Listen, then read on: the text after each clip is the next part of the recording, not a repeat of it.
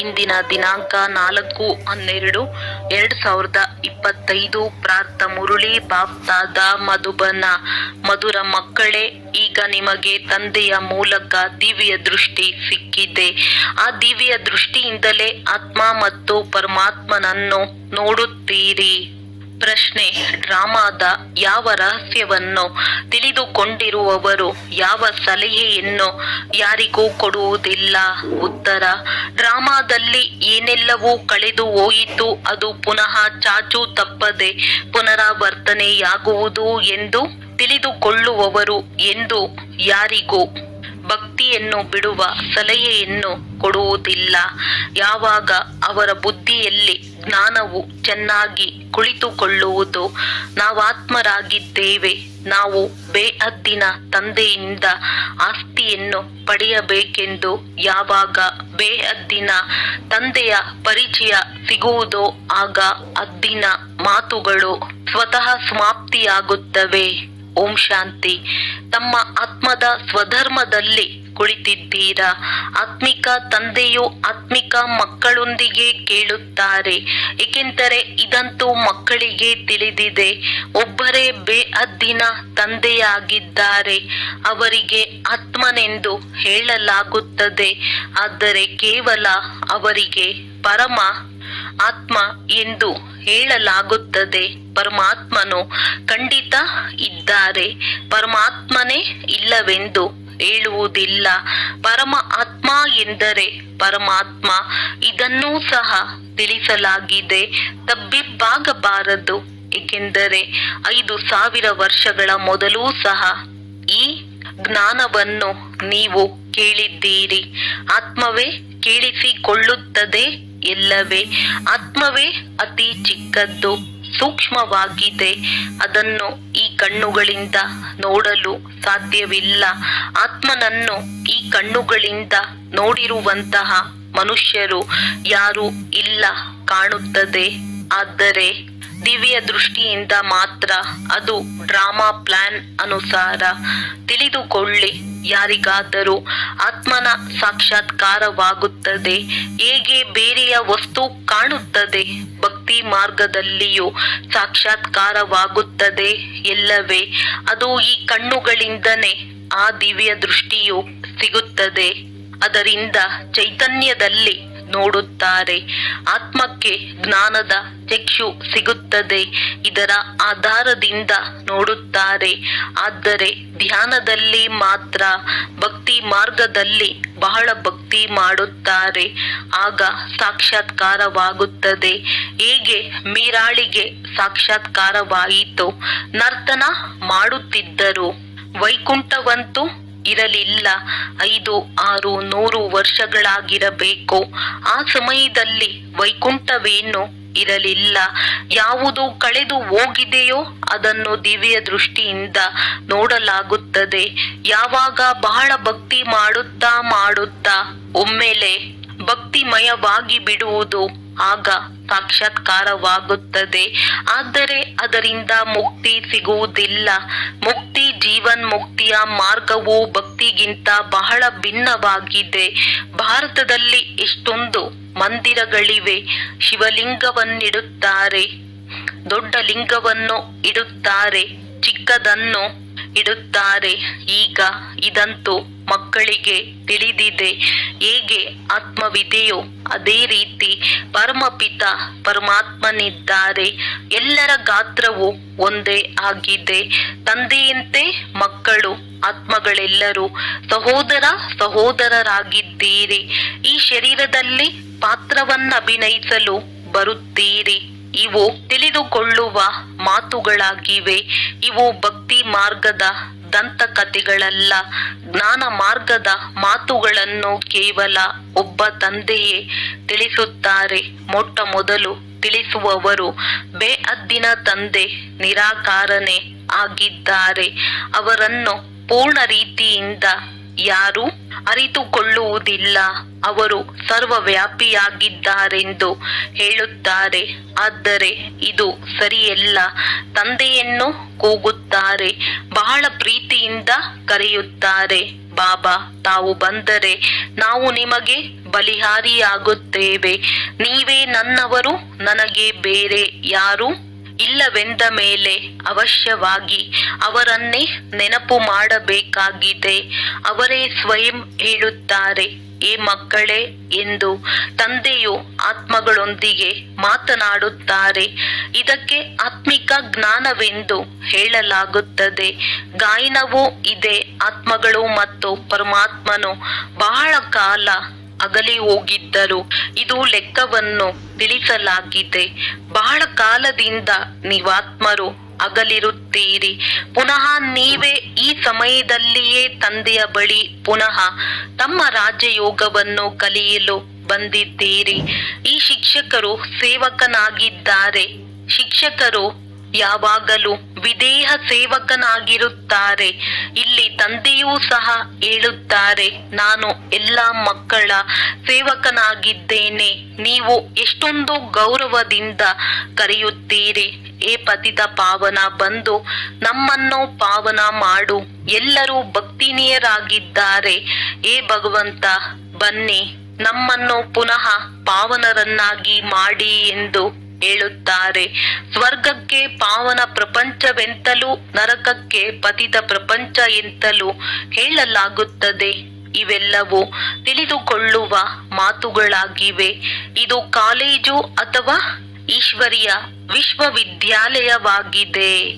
ಮನುಷ್ಯರಿಂದ ದೇವತೆಗಳಾಗುವುದು ಇದರ ಗುರಿ ಧ್ಯೇಯವಾಗಿದೆ. ನಾವು ಈ ರೀತಿಯಾಗಬೇಕೆಂದು ಮಕ್ಕಳು ನಿಶ್ಚಯ ಮಾಡಿಕೊಳ್ಳುತ್ತೀರಿ. ಯಾರಿಗೆ ನಿಶ್ಚಯವೇ ಇರುವುದಿಲ್ಲವೋ ಅವರು ಶಾಲೆಯಲ್ಲಿ ಕುಳಿತುಕೊಳ್ಳುವರೇ.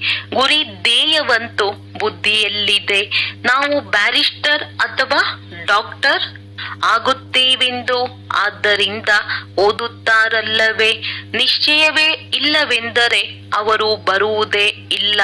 ನಾವು ಮನುಷ್ಯರಿಂದ ದೇವತೆ, ನರನಿಂದ ನಾರಾಯಣನಾಗುತ್ತೇವೆಂದು ನಿಮಗೆ ನಿಶ್ಚಯವಿದೆ. ಇದು ಸತ್ಯವಾದ ಸತ್ಯ ನರನಿಂದ ನಾರಾಯಣನಾಗುವ ಕಥೆಯಾಗಿದೆ. ವಾಸ್ತವದಲ್ಲಿ ಇದು ವಿದ್ಯೆಯಾಗಿದೆ.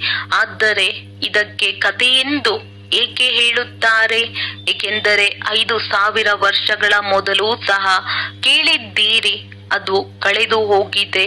ಕಳೆದು ಓದುವುದಕ್ಕೆ ಕಥೆಯೆಂದು ಹೇಳಲಾಗುತ್ತದೆ.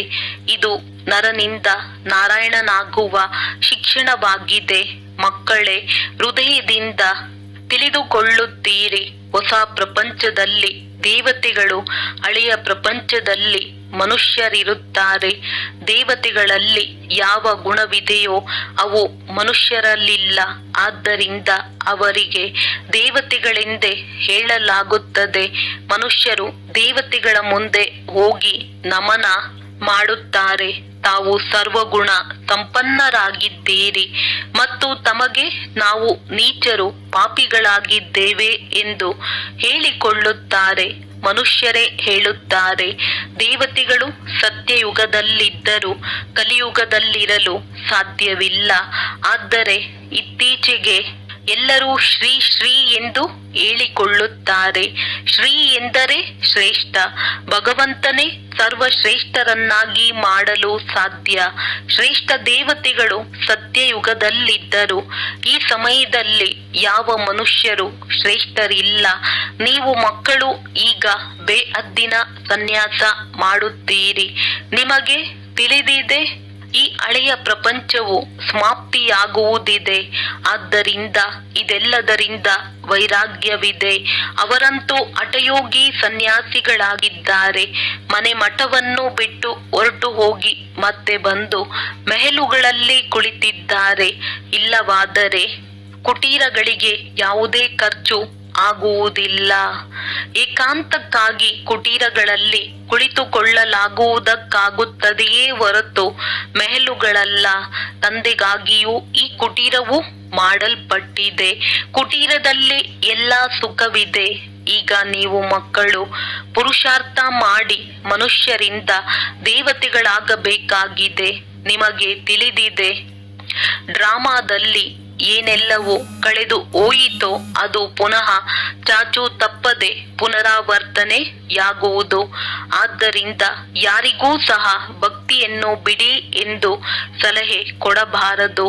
ಯಾವಾಗ ಜ್ಞಾನವು ಬುದ್ಧಿಯಲ್ಲಿ ಬಂದು ಬಿಡುವುದೋ ನಾವಾತ್ಮರಾಗಿದ್ದೇವೆ, ನಾವೀಗ ಬೇಅದ್ದಿನ ತಂದೆಯಿಂದ ಆಸ್ತಿಯನ್ನು ಪಡೆಯಬೇಕಾಗಿದೆ ಎಂದು ಬೇಅದ್ದಿನ ತಂದೆಯ ಯಥಾರ್ಥ ಪರಿಚಯವಾಗುವುದೋ ಆಗ ಅದ್ದಿನ ಮಾತುಗಳು ಸಮಾಪ್ತಿಯಾಗುತ್ತವೆ. ತಂದೆಯು ತಿಳಿಸುತ್ತಾರೆ, ಗೃಹಸ್ಥ ವ್ಯವಹಾರದಲ್ಲಿರುತ್ತಾ ಕೇವಲ ಬುದ್ಧಿಯೋಗವನ್ನು ತಂದೆಯೊಂದಿಗೆ ಇಡಬೇಕಾಗಿದೆ. ಶರೀರ ನಿರ್ವಹಣೆಗಾಗಿ ಕರ್ಮವನ್ನು ಮಾಡಬೇಕಾಗಿದೆ. ಹೇಗೆ ಭಕ್ತಿಯಲ್ಲಿಯೂ ಕೆಲವರು ಬಹಳ ನೌದಾ ಭಕ್ತಿ ಮಾಡುತ್ತಾರೆ, ನಿಯಮದಿಂದ ಪ್ರತಿನಿತ್ಯವೂ ಹೋಗಿ ದರ್ಶನ ಮಾಡುತ್ತಾರೆ. ದೇಹದಾರಿಗಳ ಬಳಿ ಹೋಗುವುದೆಲ್ಲವೂ ದೈಹಿಕ ಯಾತ್ರೆಯಾಗಿದೆ. ಭಕ್ತಿ ಮಾರ್ಗದಲ್ಲಿ ಎಷ್ಟೊಂದು ಅಲೆದಾಡಬೇಕಾಗುತ್ತದೆ. ಇಲ್ಲಿ ಅದೇನನ್ನೂ ಮಾಡುವಂತಿಲ್ಲ. ನೀವು ಬರುತ್ತೀರೆಂದರೂ ಸಹ ತಿಳಿಸಿಕೊಡುವುದಕ್ಕಾಗಿಯೇ ಇಲ್ಲಿ ಕೂರಿಸಲಾಗುತ್ತದೆ. ಬಾಕಿ ನೆನಪಿಗಾಗಿ ಯಾವುದೇ ಒಂದು ಸ್ಥಳದಲ್ಲಿ ಕುಳಿತು ಬಿಡುವಂತಿಲ್ಲ. ಭಕ್ತಿ ಮಾರ್ಗದಲ್ಲಿ ಯಾರಾದರೂ ಕೃಷ್ಣನ ಭಕ್ತನಾಗಿದ್ದರೆ ಅವರು ನಡೆಯುತ್ತಾ ತಿರುಗಾಡುತ್ತಾ ಕೃಷ್ಣನನ್ನು ನೆನಪು ಮಾಡಲು ಸಾಧ್ಯವಿಲ್ಲವೆಂದಲ್ಲ.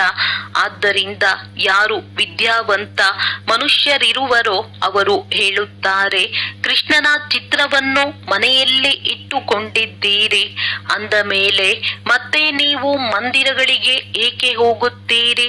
ಕೃಷ್ಣನ ಚಿತ್ರಗಳ ಪೂಜೆಯನ್ನು ನೀವು ಎಲ್ಲಿಯಾದರೂ ಮಾಡಬಹುದು, ಒಳ್ಳೆಯದು. ಚಿತ್ರಗಳನ್ನು ಇಡಲೇಬೇಡಿ, ಆದರೆ ನೆನಪು ಮಾಡುತ್ತಾ ಇರಿ. ವಸ್ತುವನ್ನು ಒಂದು ಬಾರಿ ನೋಡಿದರೆ ಅದು ನೆನಪಿರುತ್ತದೆ. ನಿಮಗೂ ಸಹ ಅದನ್ನೇ ಹೇಳುತ್ತಾರೆ. ಶಿವ ತಂದೆಯನ್ನು ನೀವು ಮನೆಯಲ್ಲಿ ಕುಳಿತಿದಂತೆಯೇ ನೆನಪು ಮಾಡಲು ಸಾಧ್ಯವಿಲ್ಲವೇ? ಇದಂತೂ ಹೊಸ ಮಾತಾಗಿದೆ. ಶಿವ ತಂದೆಯನ್ನು ಯಾರೂ ತಿಳಿದುಕೊಂಡಿಲ್ಲ. ನಾಮ ರೂಪ ದೇಶ ಕಾಲವನ್ನು ತಿಳಿದುಕೊಂಡಿಲ್ಲ. ಸರ್ವವ್ಯಾಪಿ ಎಂದು ಹೇಳಿಬಿಡುತ್ತಾರೆ. ಆತ್ಮಕ್ಕೆ ಪರಮಾತ್ಮ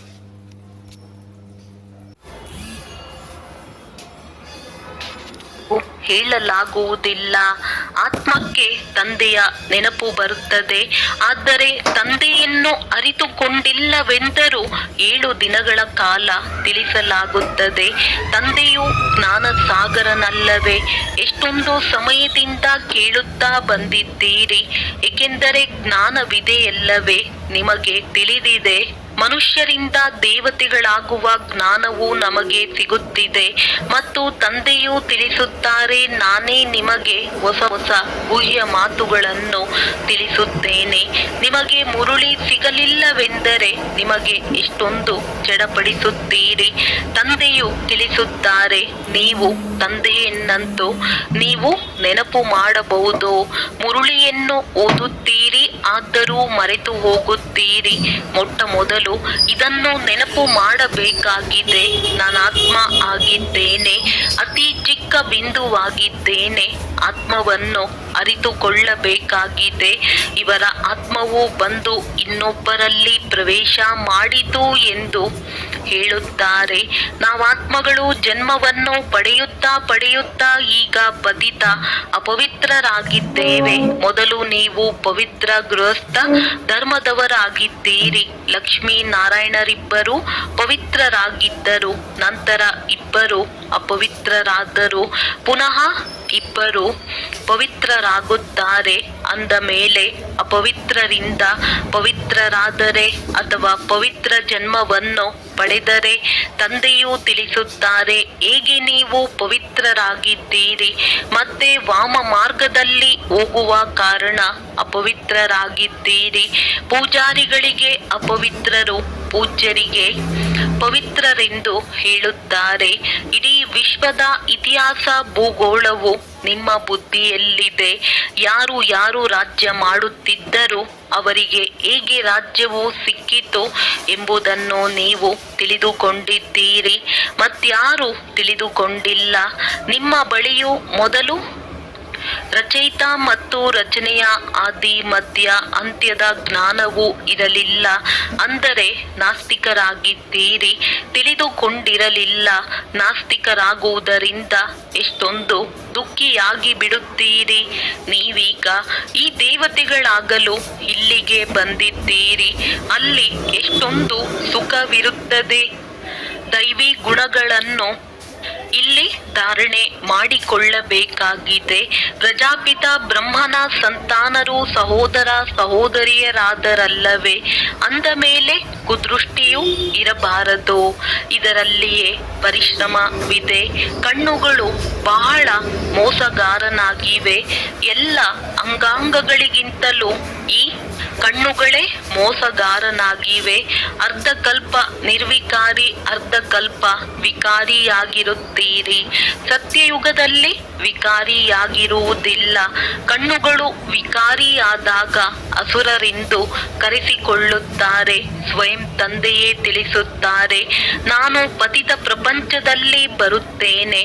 ಯಾರು ಪತಿತರಾಗಿದ್ದಾರೆಯೋ ಅವರೇ ಪಾವನರಾಗಬೇಕಾಗಿದೆ.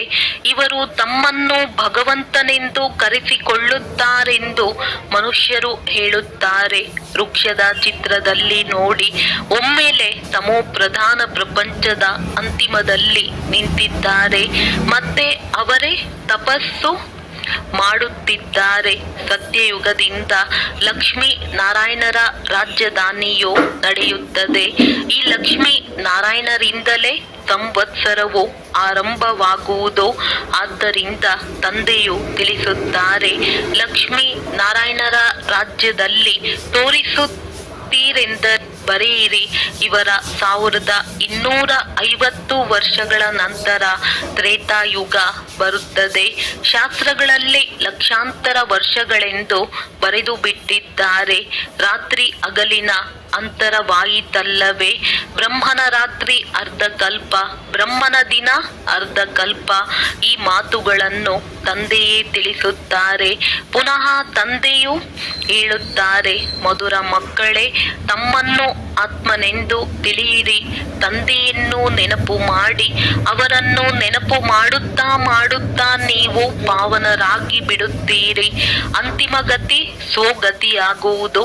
ಇಲ್ಲಿಯೇ ಕುಳಿತು ಬಿಡಿ ಎಂದು ಹೇಳುವುದಿಲ್ಲ. ಸೇವಾದಾರಿ ಮಕ್ಕಳನ್ನು ಇಲ್ಲಿ ಕೂರಿಸಿಕೊಳ್ಳುವುದಿಲ್ಲ.